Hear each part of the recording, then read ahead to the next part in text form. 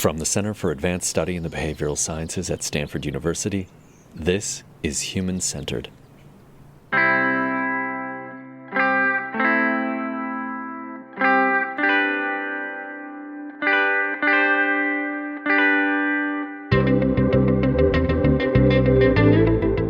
We're bringing you a special episode today in celebration of the 40th anniversary of former CASBS fellow Carolyn Merchant's provocative and inspiring book, The Death of Nature: Women, Ecology, and the Scientific Revolution.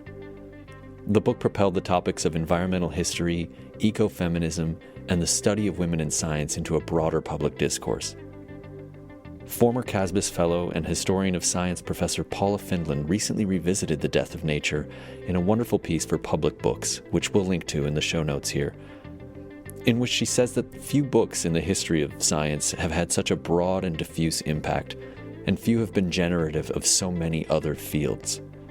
Together they reflect on the death of nature, not only its content, but how it came to be while Merchant was at CASBS, its far-reaching impact, and Carolyn's most recent book, The Anthropocene and the Humanities: From Climate Change to a New Age of Sustainability.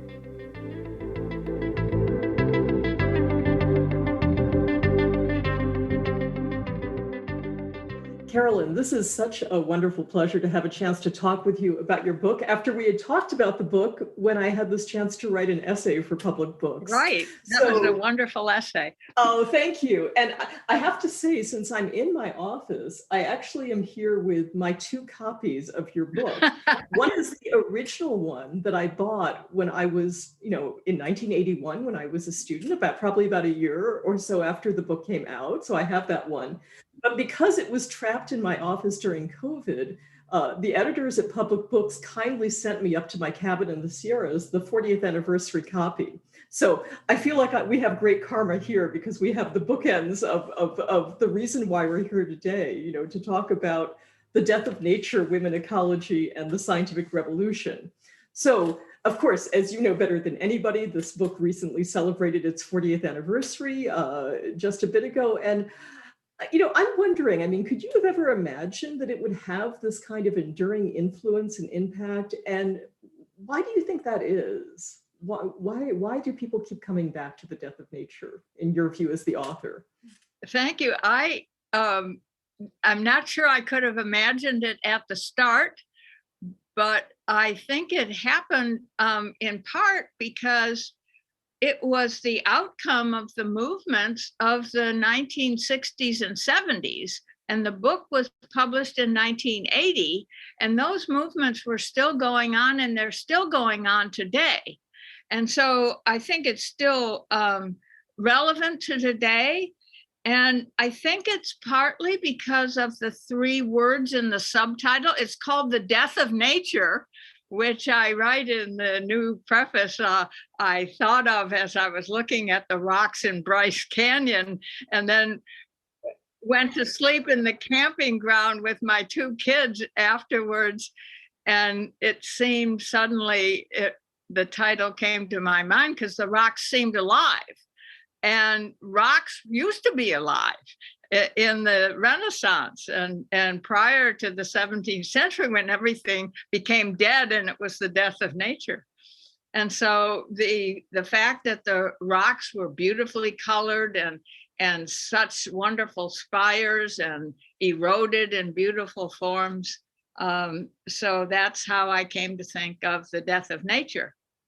But the death of nature really describes, I think, the 3 words in its subtitle, which are women, ecology, and the scientific revolution. And those are still here, but they have changed over time. And women, in the 1970s, 60s and 70s, certainly starting with Simone de Beauvoir in the 50s and Betty Friedan, and then several of the other women at that time.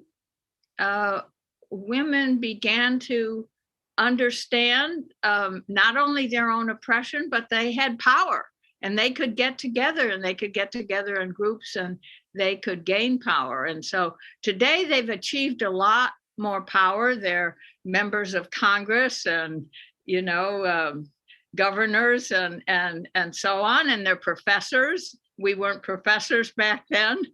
And so they've achieved a lot, but there's still a long way to go. We're still not totally equal to men. But on the other hand, there are new rules and regulations that are set up in the universities where we work that try to make sure that we're considered.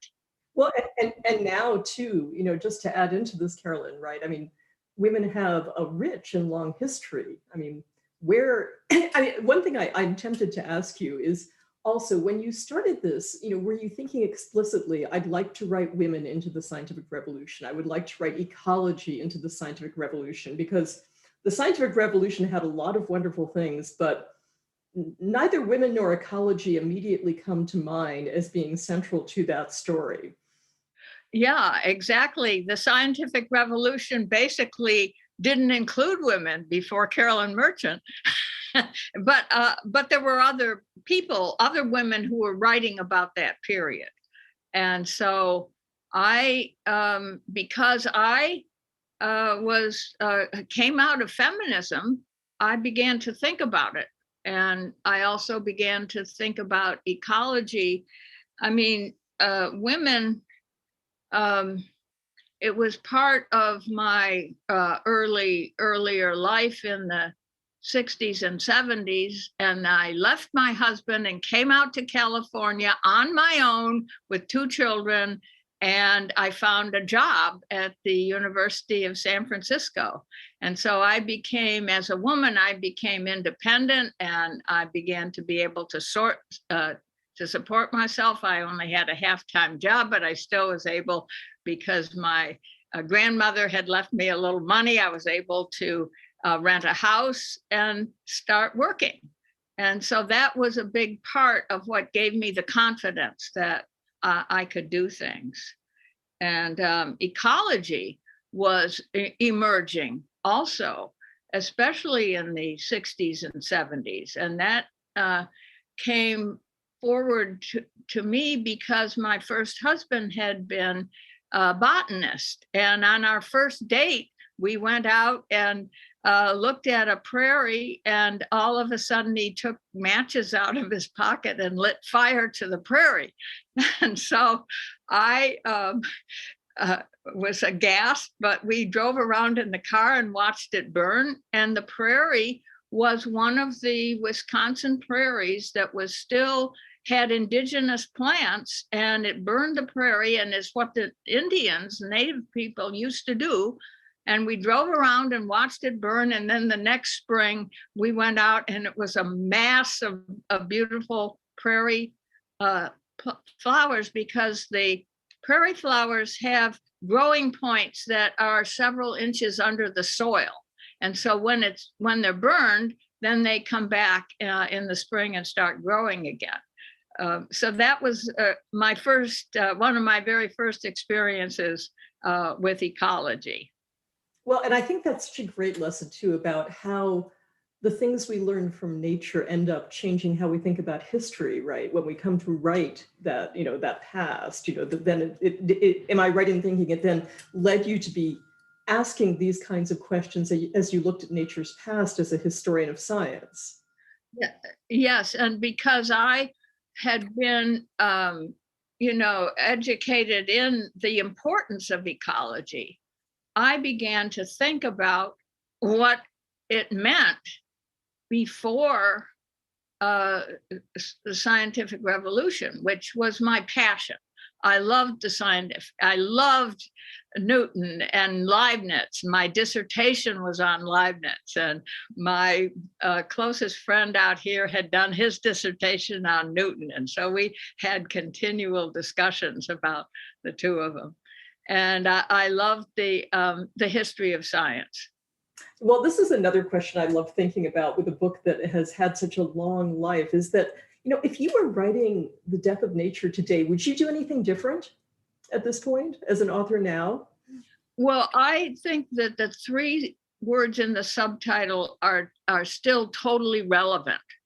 And I might write a book called The Second Death of Nature, which is upon us. And if we don't do things to help with climate change and with endangered species and ways of conserving water and restoring the prairies and the forests and the oceans, we are going to experience a second death of nature. And we have to do this through laws. We have to pass more laws through Congress. Women can help do that. Women are very sensitive in many ways, not just because of their gender, but because often, like me, of their upbringing. And we can achieve that kind of thing, but we have a lot of work to do, because we could begin to see the second death of nature in 30 years by the mid-century, or by the end of the century. Yeah, no, this leads me to want to have you talk a bit more about what you've been working on recently, because it seems to me we're headed in that direction now in this part of the conversation. So your new book is entitled The Anthropocene and the Humanities, From Climate Change to a New Age of Sustainability. And what do you want people to take away from this work? And where do you see this fitting into the arc of your career, right? From the death of nature now to the Anthropocene and the humanities. Well, The Death of Nature was my first book, which was written at the Center at Stanford. And The Anthropocene is my last book, which was also written about 2 or 3 years ago when I was, again, a fellow at the center.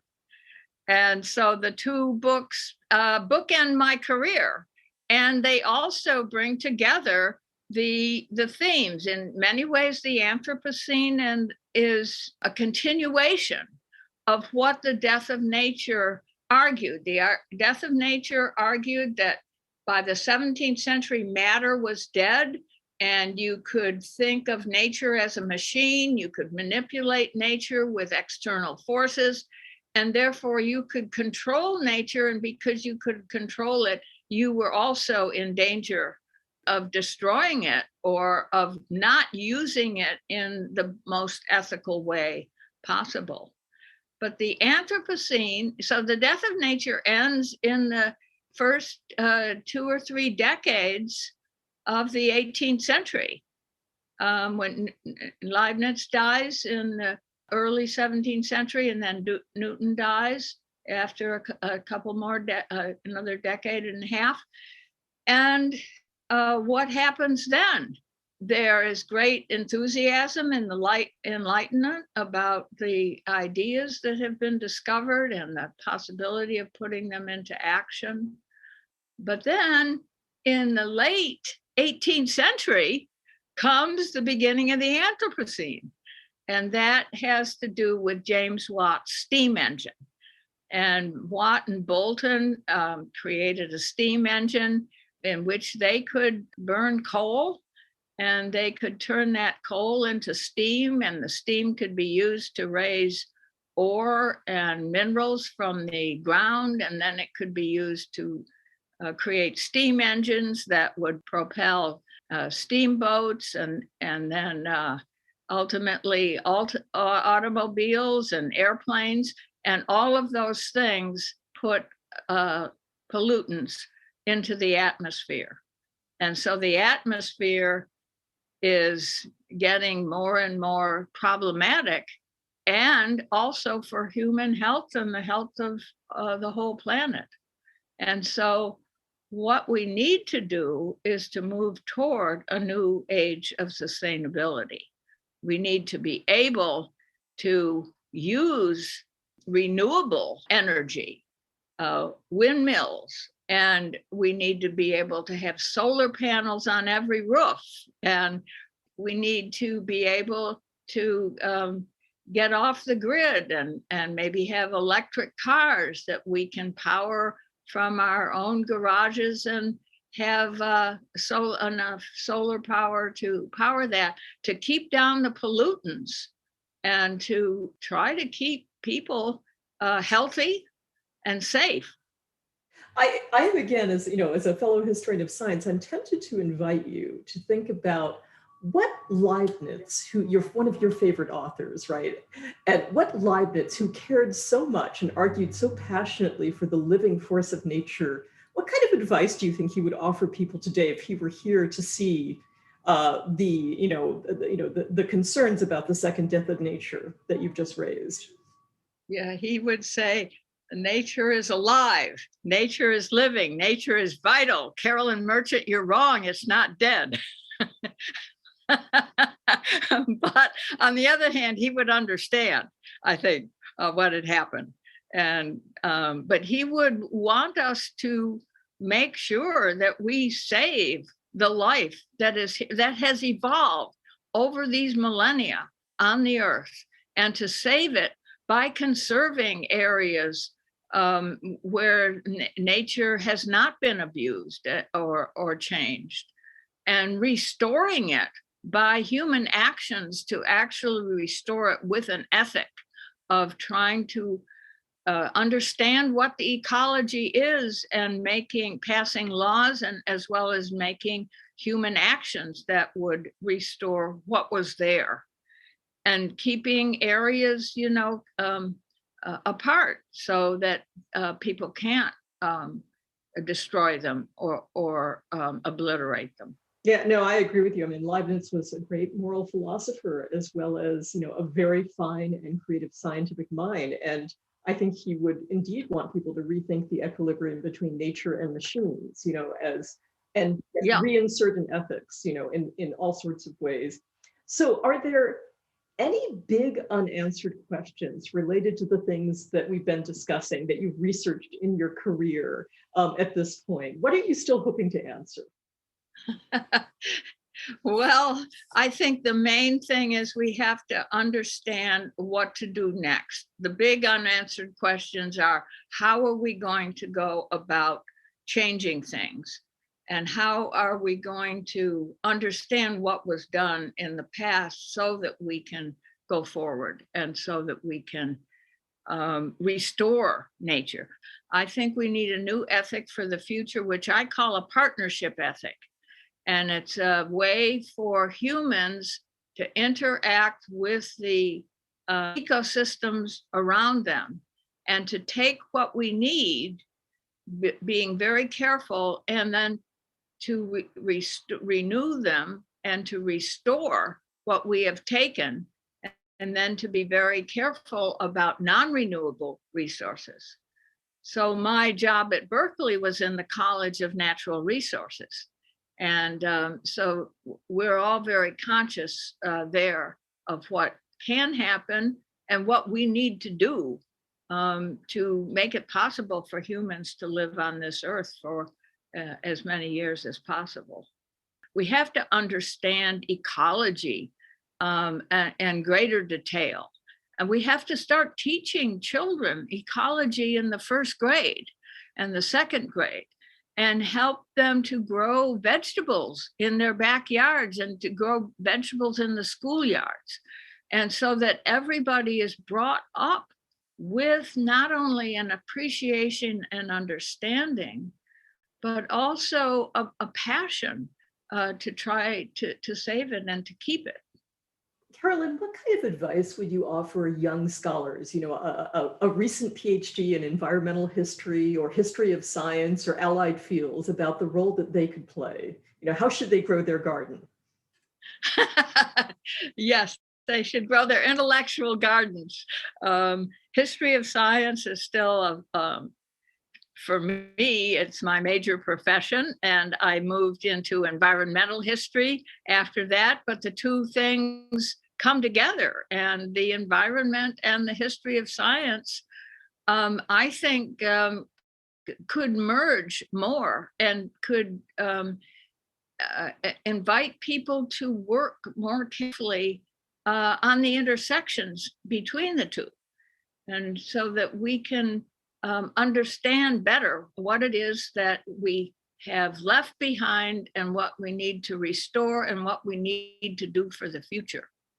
Yeah, no, and I think we definitely see this younger generation interesting in that kind of rapprochement between history of science and environmental history, to look at both sides of the story in the way that you've done in your own work. Is there anything else that I haven't asked that you want to talk about right now while we're having this fun conversation? Well, I think the main thing is it was wonderful to be at the center when I was there in 1978. I was there during the year, calendar year. And while I was at the center, I had an interview at Cal Berkeley, and I then was able to get the job there at Berkeley. And so that I thank the center for giving me that opportunity. And then in 2017, I was again at the center, and I want to thank the center for everything that they did then. And one of the main differences is they didn't have external phone booths. They had now phones, and people had cell phones in their studies. So when I was telling Margaret Levy that when I heard about my offer at Berkeley, that I had to go outside my study and pick up the phone on the corridor and answer the phone. And the chair of the department said, well, we've been conducting our discussions about the interviews. And he said, do you really want this job? And I said, yes, of course I want it. And so he said, well, where are you going to be in the next 5 minutes? And so I said, well, I'll be right here. And so he said, well, I'll call you back. And so in another 5 or so minutes, he called back and he said, we'd like to offer you the job. And so I said, well, I'd like to very much to accept it. And then, of course, we then worked out the details, and he wanted me to start right away. And I said, well, he wanted me to start that fall, but I said, I have another several months here at the center, and I would really like to finish my book, The Death of Nature, if I possibly could. And so they agreed to let me postpone the beginning of my job until the following January. And in December, just as I left the center, I mailed the final manuscript to Harper San Francisco. And from then on, they started copy editing and putting it into press. Well, and we're also glad that they did. And I have to say that having been a fellow at the center, I think it was in 2007, 2008, this for many of us is part of the aura, right? That I, as I was working on my own projects, I was thinking, and this is where Carolyn Merchant wrote The Death of Nature. It was very inspiring. So I love the opportunity that we can talk about this as well as about your wonderful book. I mean, so we have to both thank CASBS for getting us together to talk about what's happened to our field over, all these decades now. It is a field that is still, as you say, retains at its core many classic issues in the history of science that still matter. And here we have to bring in also the fact that Thomas Kuhn was a fellow at the Center for Advanced Studies before either of us. So that was also another part of the aura for me. Right. And when I was there, right across the sidewalk from me was Ruth Bader Ginsburg, and she was in my class, and I got to know her slightly. And another person who was there the year I was there was Charles Nider, and he wrote Beyond Cape Horn, and he had taken a voyage around the Cape, and he wrote the book there. And one of the things about the center was sitting out in the terrace at tables and getting to know other fellows and talking about ideas that you didn't even imagine, and that sometimes found their way into your work.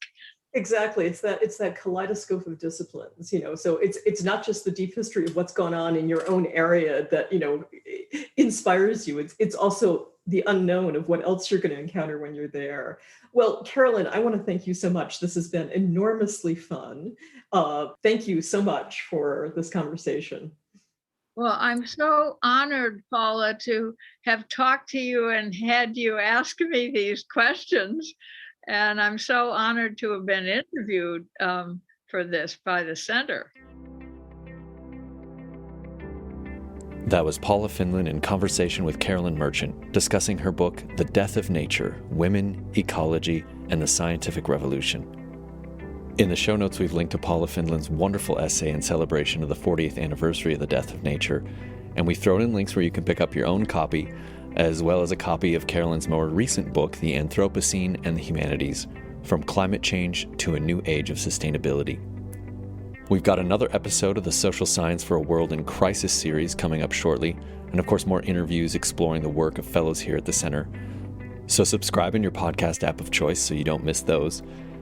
You can learn more about the Center and all the incredible scholars and the work they do here by visiting our website at casbs.stanford.edu, or you can always see what we're up to right now on Twitter.